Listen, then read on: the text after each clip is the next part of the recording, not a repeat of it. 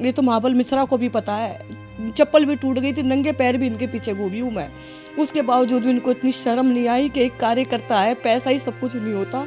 उनको इतनी बुरी हाय लगेगी, इनका घर बर्बाद होगा, मैं आज कह रही हूँ मैं।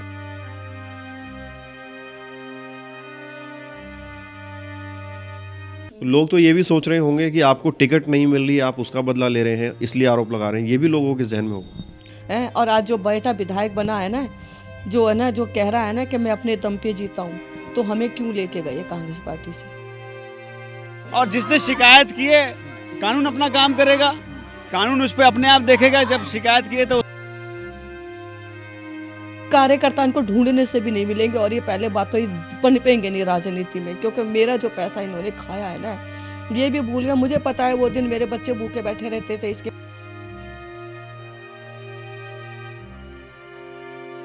लेकिन अगर उस दिन बच्चे नहीं होते ना सोलंकी भाई, और ये दिनेश शर्मा जी नहीं आते ना, उस दिन तो सच्ची कह रही हूँ मैं, क्या ना मन इतना इतना इतना, इतना रोया कि आपको बता नहीं सकती। नमस्कार, मैं हूं प्रवीण और आप देख रहे हैं इंडिया टाइम 24 न्यूज़। दिल्ली में चुनावी बिगुल चल रहा है और सभी प्रत्याशी डोर टू डोर जाकर कैंपेन कर रहे हैं, लेकिन इस बीच पार्टी के कुछ कार्यकर्ता हैं जो अपनी ही पार्टी के नेताओं से नाराज़ हैं। द्वारका विधानसभा में जब टिकट के वितरण की खबर आई तो काफ़ी घमासान मचा। पार्टी के तमाम कार्यकर्ता, आम आदमी पार्टी के तमाम कार्यकर्ता इस चीज़ का विरोध करने लगे कि ऐसे लोगों को टिकट दिया गया जिन्होंने पार्टी के लिए कभी कुछ किया नहीं, कोई समाज सेवा की नहीं। रातों रात सुबह उन्होंने पार्टी ज्वाइन करी और शाम को उन्हें टिकट दे दी गई। इस तरह के जो है आरोप लगाए गए। यहाँ विधायक हैं विनय मिश्रा और तमाम ऐसे कार्यकर्ता जो कई सालों से काम कर रहे थे पार्टी के लिए, पार्टी ने उन्हें पद भी दिया हुआ था।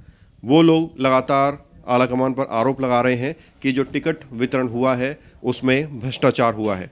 सागरपुर इलाके में इस वक्त हम मौजूद हैं और मेरे साथ मीना वर्मा है जो मीनू के नाम से भी प्रसिद्ध है।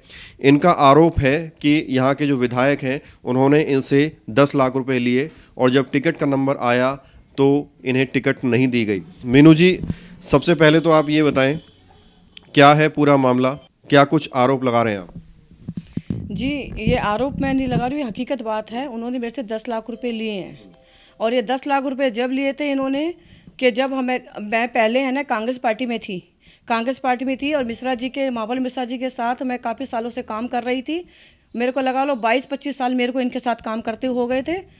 और यही बात जब ये विधायक जी जब 2020 में आम आदमी पार्टी ज्वाइन करी, जब मिश्रा जी ने और विधायक जी ने, विनय मिश्रा ने मुझे ये कहा कि आप आम आदमी पार्टी ज्वाइन कीजिए और हम आपके साथ हैं। और उन्होंने मुझे टिकट का भी ये कहा था कि जो आपका 2017 में कांग्रेस से मुझे जब टिकट मिल रही थी, इन्हीं मिश्रा जी ने, महाबल मिश्रा जी ने ही मेरा 2017 में टिकट काट के इसी सिमी यादव को दे दी थी है।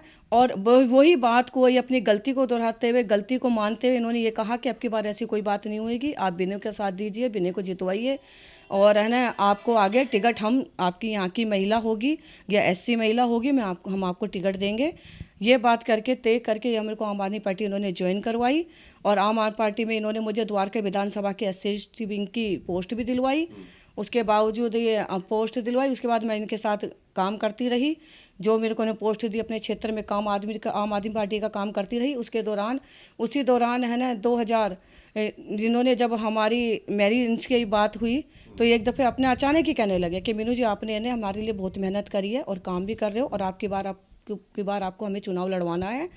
तो मेरे साथ ने दिनेश शर्मा जी थे, वो भी काम कर रहे थे। उन्होंने कहा कि कोई बात नहीं, अगर जेंट्स होती है तो इनको लड़वाएंगे और लेडीज़ होती है तो हम आपको लड़वाएंगे, चाहे महिला सीट हो चाहे महिला SC हो, आपको लड़वाएंगे। इसी दौरान है ना उन्होंने कहा कि फिर ये बात हुई कि मीनू जी पैसा लगता है। तो मैंने कहा विधायक जी कितना पैसा लगता है? कह रहा पार्टी के फंड तो वैसे 40-40, 50-50 लाख देते हैं लोग, लेकिन आप 10 लाख रुपए दे दीजिए। उस दौरान मैंने बोला कि विधायक जी मेरे पास इतने पैसे 10 लाख तो इकट्ठे आएंगे ही नहीं। तो उन्होंने कहा नहीं, आप पुरानी हो, हमारे लिए काम किया है, हमारे पिताजी के टाइम से काम किया है, तो आप एक काम कीजिए, चाहे हमें आप पैसे किस्त बना के दे दीजिए। तो हमने 3-4 किस्तों में इनको पैसे दिए। तो हमने 21 अगस्त से लेके 27 जनवरी तक हमने इनको पूरे पैसे दिए। उसी दौरान है ना 25 जनवरी को ही है ना, पिछली बार जो रूटीन आ गया था कि मंगलापुरी SC सीट हुई है, तो उसी दौरान जब हमने पैसे तो हम दे ही चुके थे कि भाई इन्होंने कहा था विधानसभा में तुम्हें लड़वाना है हमें, चाहे आपकी महिला हो। तो फिर मैं बात है, फिर विधायक जी से मैंने बात करी कि विधायक जी वहाँ पे है ना SC सीट हो गई है। तो उन्होंने कोई बात नहीं, आपका तो आ चुका है, आप वहाँ पे प्रचार कीजिए, काम कीजिए। उन्होंने ये भी कहा मुझे कि आप काम कीजिए, प्रचार कीजिए, आपका अगर तीसरे चौथे पे भी नाम होगा सर्वे में तो मेरी इतनी गारंटी, मैं आपका पहले नंबर पर नाम ले आऊँगा। विनय मिश्रा जी ने मुझे ये बात कही। उसके दौरान बीच में आपको भी पता है सोलंकी भाई कि है ना चुनाव रद्द हो गए। चुनाव रद्द होने के बाद फिर मैं विनय मिश्रा जी के पास गई कि मतलब विधायक जी मुझे है ना चुनाव रद्द हो गए हैं और है ना लोग कह रहे हैं कि 24 में होंगे, कोई कह रहा होएगा ही नहीं, तो आप मेरे पैसे दे दीजिए वापस। जो मैंने कुछ कर्जा भी करा है, इधर उधर से कर्जा करके हमने पैसे दिए हैं, तो आप मुझे पैसे दे दीजिए। तो उन्होंने फिर ये कहा कि नहीं मीनू जी, चुनाव होने हैं, 6 महीने के अंदर अंदर होने हैं और 100% चुनाव होंगे। और अगर आपकी सीट चाहे SC महिला हो चाहे लेडीज़ हो तो है ना वो भी है ना महिला सीट पे आपकी बनेगी, 100% आपकी सीट है। फिर इस दौरान है ना यहाँ पे महिला सीट हो गई। तो महिला सीट हो गई, फिर मैंने विधायक जी से बात करी। विधायक ने यही कहा कि तुम तैयारी करो। हम यहाँ पे तैयारी करते, पोस्टर होर्डिंग वगैरह में अपना खर्चा करते रहे। फिर 12 तारीख तक जो लिस्ट आनी थी रात को 10:30 बजे तक, ये यही कहते रहे कि लिस्ट में आपका नाम आना है, आपका नाम आ रहा है। इनके घर पे मैं रोज़ जा के आती थी। लेकिन जब रात को 10:30 बजे जब नाम दूसरा निकला तो एकदम से मुझे इतना वो लगा कि भाई एकदम से कि भाई ये क्या, यादव का नाम आ गया। हाँ सिमी यादव का नाम आ गया। तो मुझे एकदम से टेंशन सी होने लगी। और मेरे घर में तो इस तरीके से हो गया था कि जैसे कोई एक महात्म सा इस तरीके से हो गया था, कई दिन तक तो खाना नहीं खाया गया। आप कह रहे हैं कि 10 लाख रुपए आपसे लिए लेकिन टिकट आपको दी नहीं गई। आप कह रहे हैं कि ये चीज़ गलत है, पैसे नहीं लेने चाहिए। क्या आपको नहीं लगता कि आपने पैसे दिए ये भी गलत था? देखिए एक बात बताऊं सोलंकी भाई, पैसे है ना, जहाँ ये बात आ रही थी मैंने पहले सुना था कि जो मिश्रा परिवार है ना, जो महाबल मिश्रा जी, कांग्रेस के टाइम में भी इन्होंने पैसे ले लेके टिकट बैठी है। किसी को 40 लाख में, किसी को 50 लाख में इन्होंने टिकटें बेची हैं। तो मेरे को ऐसा लगा कि चलो कोई नहीं, इनके साथ मैंने काम किया है, मेहनत करी है, उसको देखते हुए शायद मेरे से 10 लाख रुपए मांग रहे हो। और पार्टी फंड 10 लाख रुपए लगते होंगे हैं 10, क्योंकि मैंने इनके मुँह से भी सुना था। जब ये विनय मिश्रा जी का जब 2020 में लाए थे ना ये टिकट, तो उन्होंने कहा था झंडे और पटके वहाँ पार्टी फंड में इकट्ठे करते उसके जमा। मैंने ये सोचकर इनको, पार्टी फंड के नाम पर आपसे पैसे लिया गया। इन्होंने मेरे से पैसे लिए। अच्छा ये बताइए, आपने इसकी कंप्लेंट कहाँ दी है? क्योंकि सोशल मीडिया पर भी मैंने देखा था आपने एक कंप्लेंट तो डाली हुई थी। इसके अलावा और कहाँ कंप्लेंट दी है और क्या कुछ एक्शन हुआ है? देखिए मैंने एक कंप्लेंट तो इनकी कमिश्नर के यहाँ दी है, जो इन्होंने मेरे पैसे खाए, और एक उपराज्यपाल जी के लिए गृह मंत्रालय दी है, और एक ED में दी है कि भाई जब गरीब आदमी रोए नहीं तो क्या करे। जब तुम हमारा पैसे खा रहे हो तो तुम पब्लिक का पैसा ही खा के अपने कार्यकर्ताओं का पैसा खा के तो अमीर बन रहे हो। लेकिन अभी तक कोई सुनवाई नहीं हुई है। मुझे जहाँ तक ये सूचना मिल रही है दबा रहे हैं। अच्छा मीनू जी बताइए, कंप्लेंट के साथ साथ आपने कुछ सबूत दिया है उनको, कोई प्रूफ दिया है कि ये लगे कि ट्रांजैक्शन हुई है और उनको पैसा दिया गया है? नहीं, मैंने जब मेरे को बुलाया गया DCP ऑफिस, तो मैं उनको सारे अपने जो सबूत मैं देकर आई हूँ। लेकिन जहाँ तक मुझे जानकारी मिल रही है कि अपने जो विधायक, जो मौजूदा विधायक है और पूर्व सांसद, अपनी पोजीशन का गलत फायदा उठा के वो कंप्लेंट दबा रहे हैं ये इकट्ठे।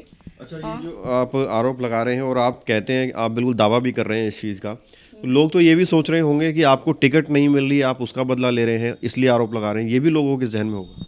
देखिए ये बात तो है ना, 2017 में भी मिश्रा जी ने मेरी टिकट काट के सिमी यादव को दी थी। जब तो मैंने ऐसा पैसों का कोई इल्ज़ाम उन पे नहीं लगाया, क्योंकि उस टाइम इन्होंने मेरे से कोई पैसे नहीं लिए थे। लेकिन अब विनय मिश्रा ने मेरे से पैसे लिए हैं, तो मैं बोल रही हूँ कि इन्होंने मेरे से पैसे लिए हैं। तो इल्ज़ाम लगाने को मैं 2017 में भी लगा सकती थी, जब भी तो इसी को टिकट काट के दी गई थी, मेरी टिकट काट के इसी को दी गई थी। तो जब क्यों नहीं लगाया मैंने इल्ज़ाम? ये तो झूठ बोल रहे हैं एक तरह से। पैसे मेरे गए हैं, जिस पे बीतती है, कहते हैं ना जिसके घर में आग लगती है उसके धुआं निकलती है। 10 लाख तो बहुत बड़ा अमाउंट है, आप तो जो है बर्बाद हो गए।